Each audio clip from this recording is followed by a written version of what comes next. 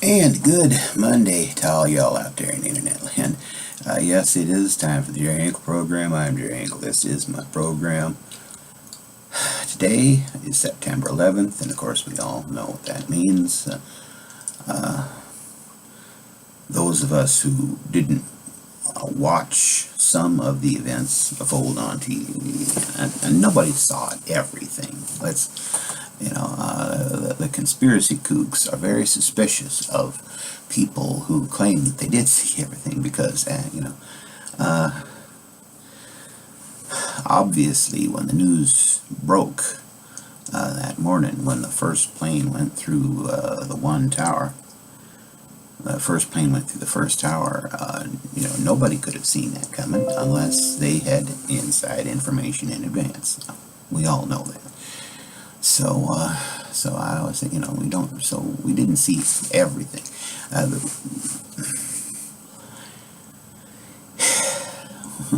We sure saw that second plane though, didn't we? I know I did. So now I remember, I woke up, that morning,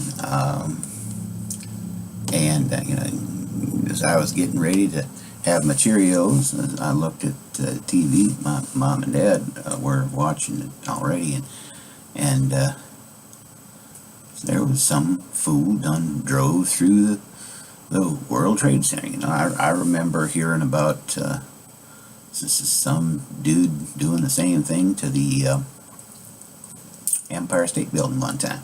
So, isn't that interesting? So I kept on eating on my Cheerios. While I was reading, it wasn't actually Cheerios. I should clarify. It was the Affiliated Foods generic equivalent of Cheerios. I'm not sure what they're called. I don't eat that kind of stuff anymore because I make good money at a certain retail establishment that shall remain nameless. Anyhow, so my mother was watching the TV at that time, and she saw a plane go through that second tower. And about the same time that she saw it, everybody else was watching, and there was a lady on the CBS coverage that said, "A plane just went through the second tower," and she said it like half a second after my mother did. And so, like I say, the second building we all saw, and of course after when the third plane hit the Pentagon, boy, I knew something was up, and so I had plans that day that were shot to hell. I was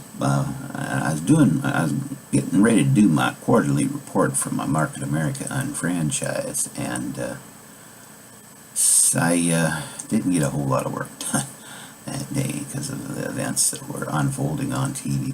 We even had a Jehovah's Witness show up at the door, and they had touched on that briefly, and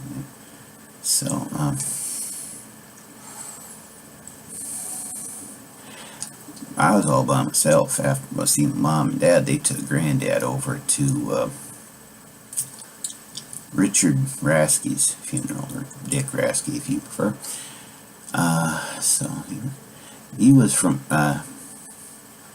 Mr. Rasky, aside from being my Uncle Larry Nicholson's grandfather, was the second oldest man in Hyde County, second only to my grandfather, and his position was pretty secure after that. So he was, I believe, October of '03 was his birthday. Well, of course, it doesn't matter. Granddad has gone on as well. And there's a whole lot of things that I wanted to cover, but I had to touch on that. Also, I promised music, so in observance of the passing of Don Williams last week, I decided to sing one of his songs. It was very close to my heart at the time, and in many ways it still is. It goes something like this. I ain't gonna marry in the fall, I ain't gonna marry in the spring, 'cause I'm in love with a pretty little gal who wears a diamond ring. And I am just a country boy. Money have I none, but I've got silver in the stars and gold in the morning sun, which is 93 million miles away. That's a heck of a trip to get your gold, huh? Gold in the morning sun. Never gonna kiss the ruby red lips of the prettiest girl in town. I'm never gonna ask her if she'll marry me. I know she'll turn me down. Especially now that I'm old and I got a big old gray beard, huh? And I am just a country boy. Money have I none, damn flies. I got silver. I'm gonna have to lemon juice after this. Remember that, or lemon juice. I got silver in the stars and gold in the morning sun. Gold in the morning sun. Never could afford a store-bought ring with sparkling diamond stones. All I can afford is a loving heart, the only thing I own. 'Cause I am just a country boy. Money have I none. Wait a minute. Oh. I got 50 cents. How about that? Not quite $1 long, but that's all right. Money have I 50 cents, and I've got silver, very little of it, and there's silver in the stars, and gold in the morning sun, gold in the morning sun. I'm wearing my Brian Anderberg t-shirt. This is a representation of Brian Anderberg. He was a young man, very young. He was younger than me. Younger than me at the time, and he's never going to get older than me because he had stage 4 pancreatic cancer. To give you an idea how bad that is, there ain't no stage 5 pancreatic cancer. And they said, only miracle going to save him. Well, he got his miracle, but not exactly in the way that he would have chosen. Because, well, I don't know. He's in heaven now, so his troubles are over. I'm sure his wife and his 2 sons think about him periodically, and I hope they're doing well. Anyhow, death has also recently touched my family. You see, in the country, back in even in Hyde County, where I'm from, you have neighbors are very close to one another, and then there are times when a person who isn't really a blood relative, because of their close ties to the family, they get referred to as Uncle so-and-so or Aunt so-and-so. One of those such people was my Aunt Linda, who died of an apparent heart attack last Saturday morning sometime. She died in her sleep, so no one really, it would take an autopsy to figure all that out. But she was cremated, so that's not possible anymore.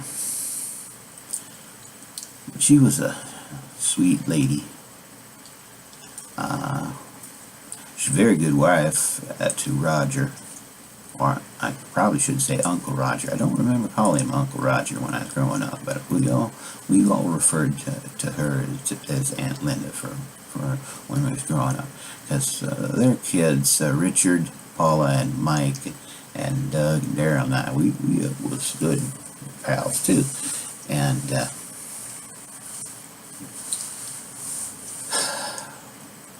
she was a wonderful lady. And to say wonderful would only be scratching the surface. She was a truly wonderful person, and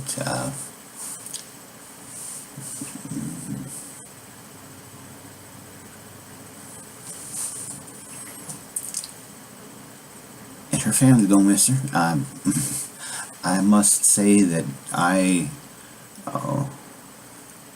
will, now that she's gone, I will probably think of her more often, at least for the next couple weeks. But I always, I still, it's right now I'm just leaving denial and kind of in the. I don't want to be angry. Well, yeah, I kind of do want to be angry about it because she was kind of young for, she wasn't no 80-year-old woman, what I'm trying to say. And she, well, I don't know. She's in heaven right now, so I guess I can't really begrudge her that. It's just going to be hard on Uncle Roger and the kids and the grandkids, because she got grandkids. Boy, she got grandkids. And,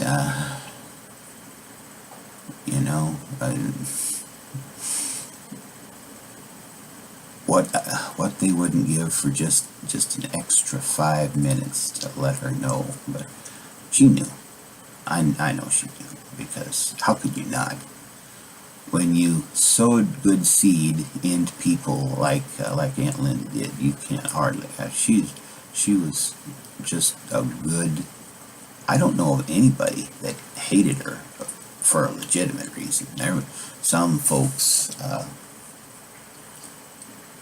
didn't think too kindly of her for a few reasons that, trivial, but. And I guess I can't judge them. All I know is she's a wonderful lady, and my she was, and anyhow, she will be missed by her family and friends and neighbors, but there will be a reunion. I'm sure that. And it's a good thing I wore this black shirt here, because we're taking this show is taking a somber tone, which and my throat is kind of dry, so I can't really. But with all that death and whatnot going on, but there is life, there is hope, there is Jesus, and. If you can't find hope in Jesus, I don't know where you can. And by the way, if you know of any other place you can find hope other than Jesus, you just write that down on the comment section, and we will talk about it. So, I guess we sung our song, talked about 9/11. It's time to wrap up the old Jerry Hinkle Program, coming to you almost live, just about pretty near from the Ashley Kringen studios of the Halliburton Advocate Media International headquarters. So God be with you. Do the best you can. And, well, get out of my bathroom. You're invading my privacy. Go on.